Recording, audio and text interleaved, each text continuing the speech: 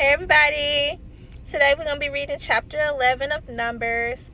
And after I get done reading scripture, I'm going to explain what I think about it, how I feel about it. And I'm not an expert in scripture at all, so please do not lean on my understanding, but trust in the Lord for understanding and for guidance. And if I mispronounce any names, places, people, words, anything like that, I do apologize. And I am reading from my Bible. It's the New Living Translation for those who want to follow along. And without further ado, let's get started. Soon the people began to complain about their hardship, and the Lord heard everything they said. Then the Lord's anger blazed against them, and he sent a fire to rage among them, and he destroyed some of the people in the outskirts of the camp. Then the people screamed to Moses for help, and when he prayed to the Lord, the fire stopped. After that, the area was known as Tabera, which means the place of burning, because the fire of the Lord had burned among them there. Then the foreign rabble who were traveling with the Israelites began to crave good things of Egypt, and the people of Israel also began to complain.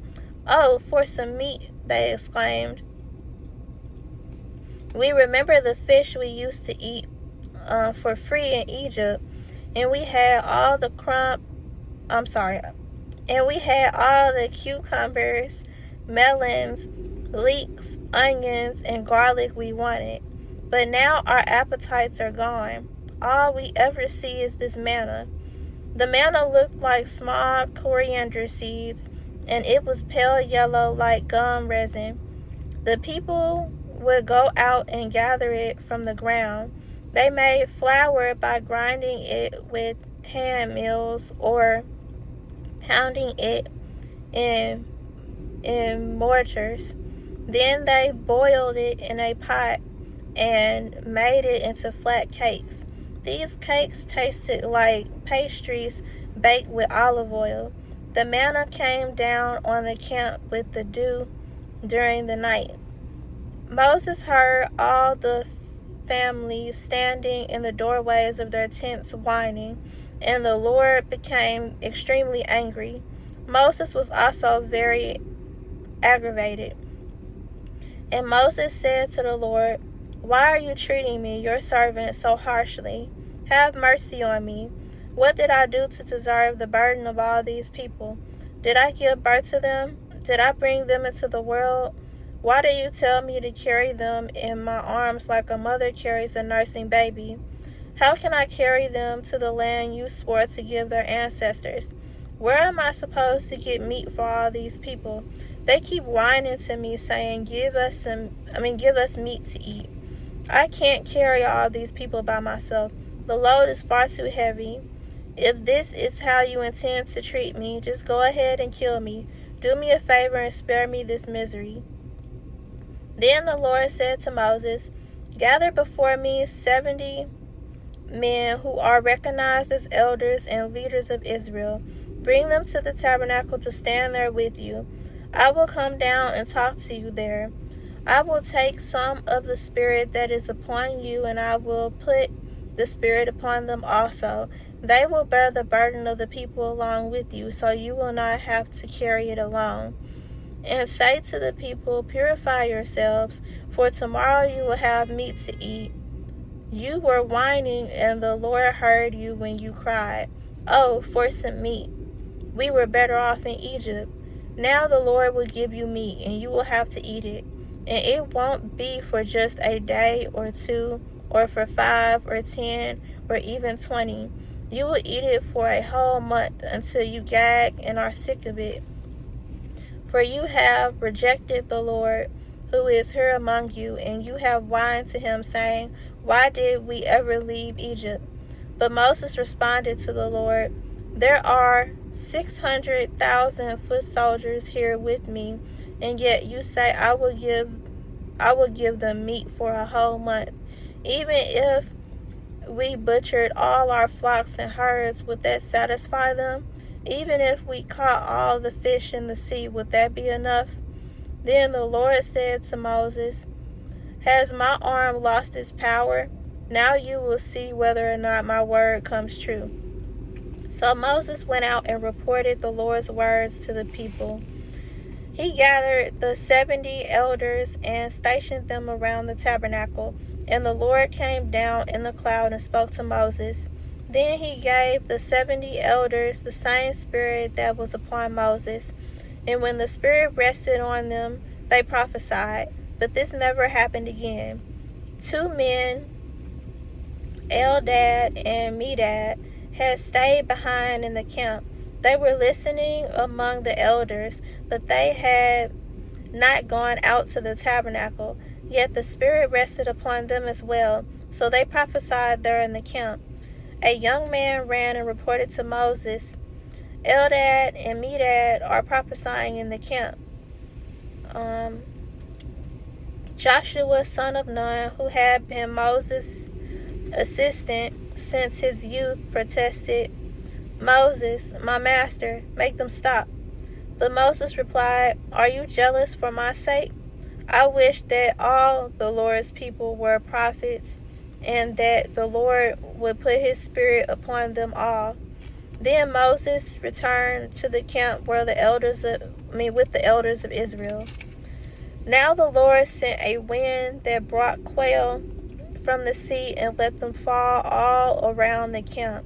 For miles in every direction there were quail flying around, 3 feet above the ground.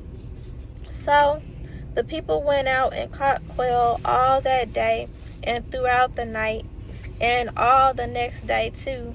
No one gathered less than 50 bushels. They spread the quail all around the camp to dry. But while they were goring themselves on the meat, while it was still in their mouths, the anger of the Lord blazed against the people, and he struck them with a severe plague. So that place was called Kirbath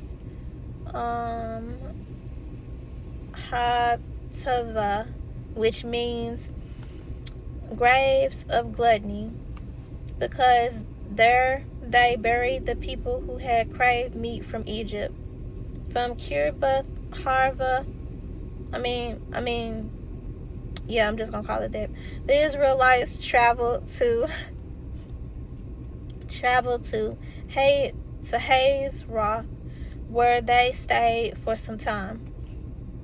And thus ends the reading of chapter 11 of Numbers. And again, I apologize for the butchering of names and words. Reading the Lord's word be hard sometimes, but we getting through it.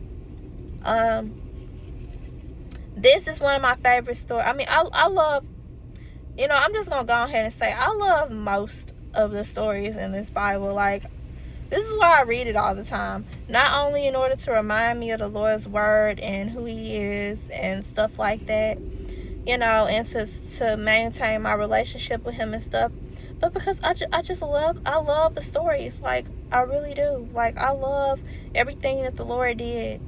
Like, it's just so great. And it just reminds me all the time that if he can do it for them, he can do it for me. And for me to stop tripping sometimes. Because, I'm not gonna lie to you, I be complaining. I be complaining too. Like, I don't complain about I don't think I complain about what I don't have and stuff like that. I'm very grateful for what I do have, honestly, because I know that it could be a whole lot worse. Like, I know that the Lord loves me and protects me and takes care of me and stuff like that. I just be complaining about other people for the most part and how I'm treated, because I cannot tolerate the disrespect anymore. Like, I can't. Like, the Lord has literally changed me for the better. He has helped me to set boundaries and to stick up for myself and stuff, and not to tolerate disrespect, and I just refuse to do it. Like, I refuse to be disrespected anymore. So yeah, I have changed, but I think it's for the better. And I do feel bad for complaining to the Lord a lot, whenever somebody get on my nerves or whatever. But I'd rather complain to the Lord about it than to just suffer, and And I know that he'll help me and everything. But yeah, it's like if I can't talk to the Lord, then I don't know who else I can talk to. You know what I'm saying? But yeah, anyway, I love this story. I love this part where the Israelites be complaining about the food. Like, they was complaining about being hungry at first, so the Lord literally sent them manna and stuff like that. You know what I'm saying? You know, the Lord fed them and everything, you know. They want some meat, so the Lord sent them quail and stuff. You know, they be complaining about being thirsty and all that. It's like, it's probably not the complaint about the food and the water and stuff itself, because those are things that we naturally need as humans in order to survive. I'm pretty sure that the Lord would have provided food and water if the Israelites had simply asked the Lord for food and water. Been like, you know, Dad, I'm hungry, you know, can I get something to eat, please? You know, Dad, I'm thirsty, can you give me something to drink, please? You know what I'm saying? I'm pretty sure he would have did it and wouldn't have been angry with them if they had asked him in that way. But nah, they want to talk about how it was better being in Egypt, being a slave in Egypt, than to be following him. Like, how dare you? Like, how dare you reject the Lord like that? Like, I might complain and everything about, you know, certain things that go on in my life, but I wouldn't be so bold as to say nothing like that. I mean, I wouldn't say nothing like that. Honestly, my life is like, I want to say 10 times better, even more so, you know, with the Lord than it was without. Like, without the Lord, like my life without the Lord, I just look back and I be looking like, dude, my life was horrible without him. Now that I have him, my life is so much better. Like, it's so much better. I'm no longer a slave to people and stuff like that. Like, I'm free and I can stand up for myself, and I got my confidence back and everything like that because of the Lord. Like I would never, you know, say that my life before the Lord was better than my life with him. I will never say that. Never. Like, I don't even care if like if my life before the Lord I had a home, but my life with the Lord I don't have one. Like, you know, I'm talking about here on earth. Like I wouldn't even care if I was homeless with the Lord, because I mean, I got the Lord. Plus when you think about it, earth ain't our home no way. Like, our home is in heaven with the Lord. Like, that's our home. Like, I'm just completing whatever task or whatever he wants me to do here on this earth temporarily, you know, until it's time for me to go home. So, you know, like, shoot. But yeah, the Israelites be tripping when they be complaining. It's like, I understand parts of the complaint, but it be the way they be saying it. Like, okay, I understand you hungry, but dang, did you have to say that being a slave in Egypt, you was fed better or whatever than what the Lord can provide? Like, for real? Like, you don't have to go that far. Like, if you hungry, just tell the Lord, just tell your dad tell the Lord that you're hungry and that you want something to eat. You don't have to compare to Egypt, because we already know that Egypt was horrible. If you had to go right back to Egypt, you wouldn't last a day before you start asking the Lord to save you again. Like, no amount of food or water or clothing or whatever. No, like you could be living in a castle. You could be a slave living in a castle and having all your needs met, and it would still be horrible because you're not free and you a slave. Like, it's giving Beauty and the Beast. Like, it's giving Rapunzel. Like, that's what it's reminding me of. Like, you trapped, you a slave, you know. I don't care how comfortable your cage is, it's still a cage. I don't care what they feeding you, and you still locked up. Like, you have no freedom. Like, but yeah, they were straight up tripping. They were tripping. But I love the Lord's response, obviously, you know. Okay, hold on. Before we even get to the Lord's response, we got to talk about Moses' response. Basically, Moses was fed up. He was fed up. He was tired of them, these Israelites, always complaining, always blaming him and the Lord for stuff. He was tired. Shoot, he was tired. And he was tired of having to carry this heavy burden on his own. So he basically asked the Lord for help in his own way. You know, he had to voice his frustrations anyway. And the Lord understand Moses, of course. You know, shoot, the Lord was fed up too. But shoot, the Lord gave Moses his help, you know, the 70 elders and stuff. And then what else? What else did the Lord do? Hold on.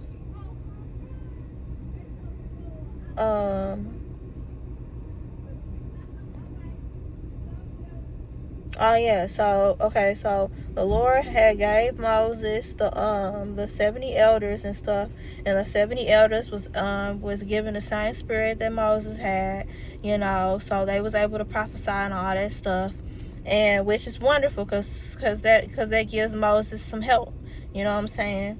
And then of course the Lord sends the quail. I looked at a picture of a quail. It's so cute. They're so cute. I can't. I wouldn't want to eat them. I really wouldn't. I could already see myself keeping some as pets. Keeping some as little family members, you know, to play with and stuff. I could already see it because they're so cute. See, this is why I'm literally legit, like, thinking about becoming a vegan or whatever, you know, not eating animal products and stuff like that, because I can't. Like, these animals be too cute, and I can't do it. I can't do it. But, man, when the Lord named the place, Graves of Gluttony, because he killed the people there who had been craving meat, and who was just gorging them, you know, just overeating on the meat because they wanted it. Like, dude. I felt that. I did. I felt that. Because at first I was show over here looking like, you know, why the Lord strike them with a plague? Because they was being gluttonous. They asked for the meat, and then when they got the meat, they wasn't even dignified about it. Like, you know, like they could have ate just enough to satisfy, or, you know, or whatever, and then had some left over. No, they was just eating as much as they could until their stomachs literally could not freaking hold anymore. Like you ain't gotta be gluttonous like that. But the Lord handled that. And it's like, it reminded me of basically how I used to have a gluttony problem. And I say I used to have a gluttony problem because the highest weight that I ever been at was like 186, somewhere around there, 186, 187, basically going on 190 pounds. That's the highest weight that I've ever been at. And after I got diagnosed with high blood pressure, high cholesterol, and pre-diabetic, you know, pre-diabetes, I decided then and there, I was like, I need to change my life around. I'm 27 years old right now, but I was 26 at the time. And I was like, look, I'm 26 years old. I'm too young to be having a pre-diabetic, you know, diagnosis and stuff, you know. So, like, I'm too young to be having these health problems. So I decided to change my life around. You know, I started to eat healthy.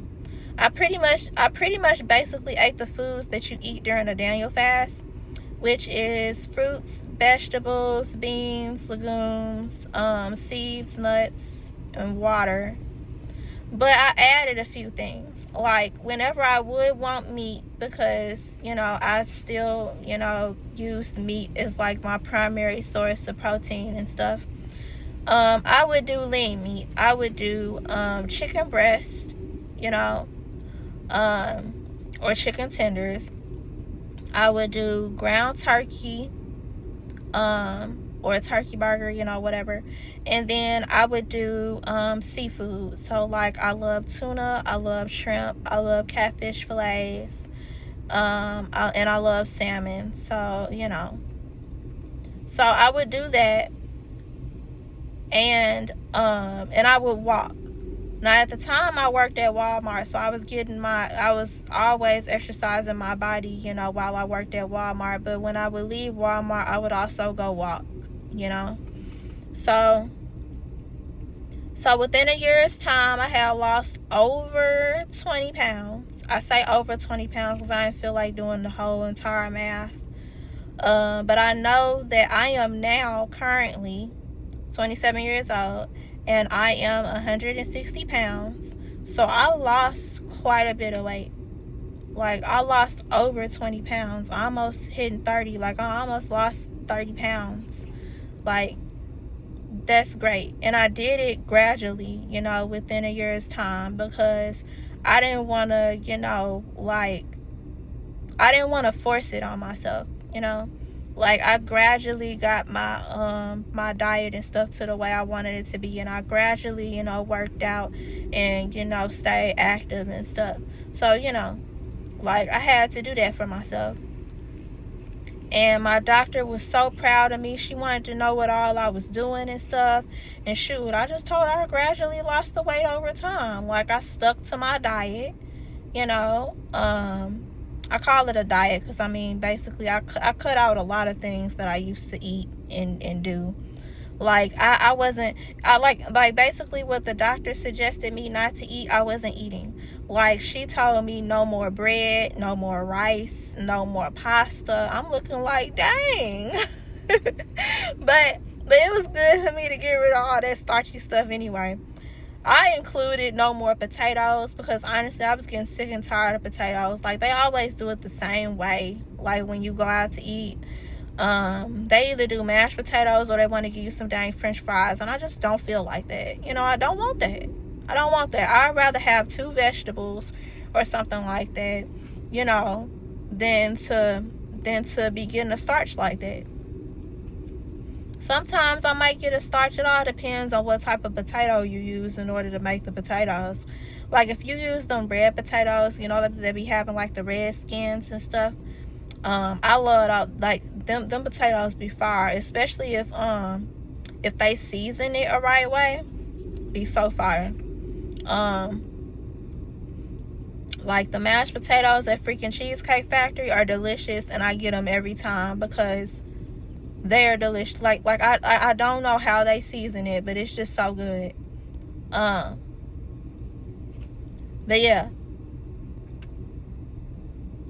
like the gluttony thing, like I'm not gluttonous anymore. I used to overindulge all the time. Like, I was eating whole racks of ribs and whole cheesecakes and whole extra large pizzas by myself, with the crust, and just like everything. Like I was just ridiculous. Like, I'd be able to eat like you know them steak, egg, and cheese bagels from McDonald's. I could eat like 2-3 of them. Back in the day, like 2-3 of them with the extra onions and everything. With the hash browns and everything. Like, I was eating like that. So it took a little minute for me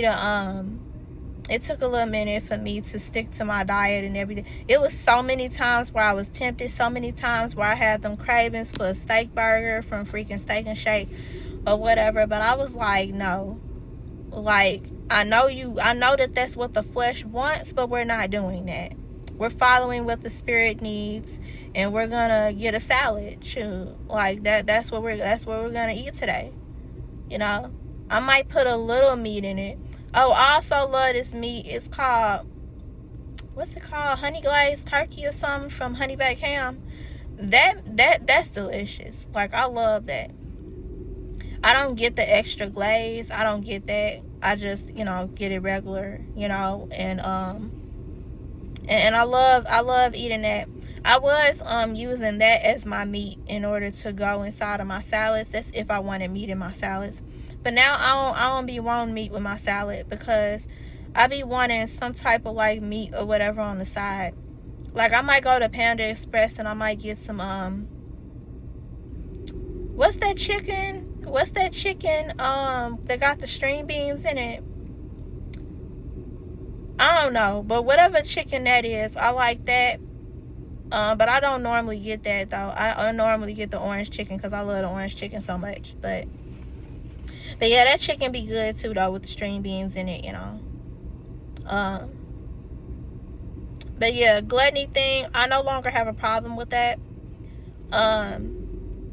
If I do go off my diet now, like, I will still eat until I'm satisfied. I never eat until I'm full and miserable and all that.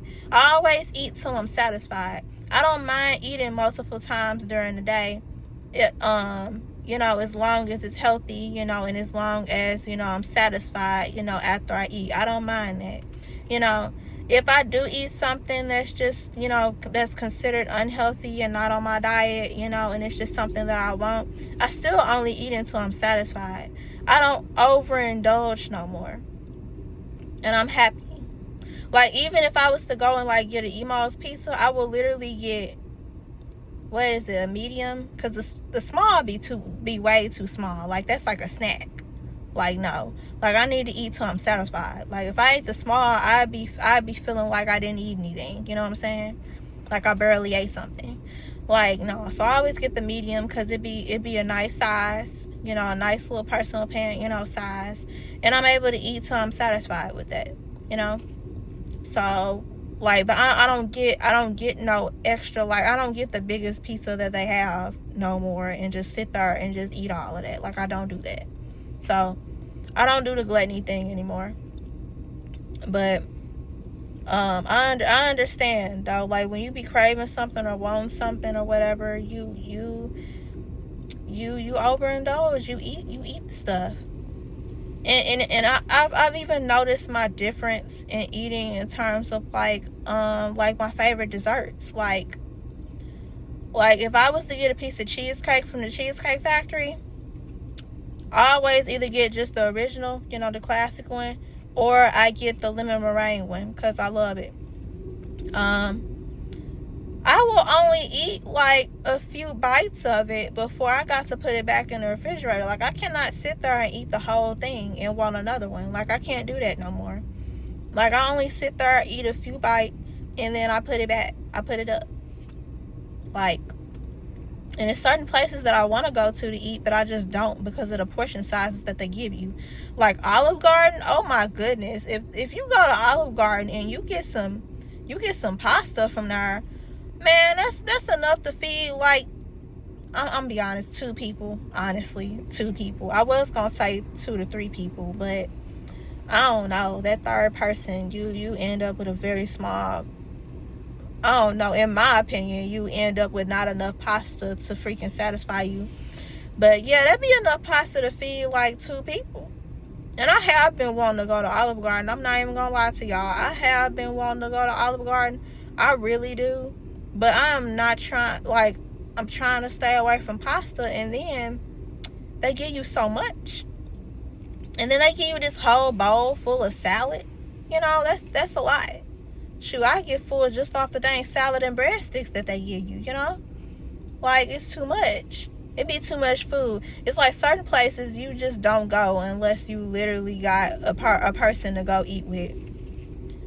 Like Cheesecake Factory, I thought you shouldn't go unless you got a person that you're trying to eat with. But no, I went by myself one time and it was perfect. Shoot, I will be going back. Not no time soon, but I will be going back. And shoot. And that's it. That's pretty much it with my gluttony thing. Yep. I'm glad I don't have that problem anymore. But it's like with the food thing, I'm always vigilant on that. Like, that's the reason why it's not a problem. Because the Lord always be checking me on that. Like, whenever I'm finna figure out what I'm gonna eat today, I'm always thinking about how I need to stick to my diet, but how I do have a craving for something, but I just need to ignore that and just stick to my diet. And I always feel good when I stick to my diet. But if I do the craving thing or whatever, I'll only get a little bit, just enough to satisfy, and that's it. But I still be feeling some kind of way after I eat it, because I be looking like, you didn't need that, you know? Like, that's not beneficial for you. Like, that's not helping you. So you know. But yeah, that's it. That's all I got to say. I'm not gonna hold y'all no more.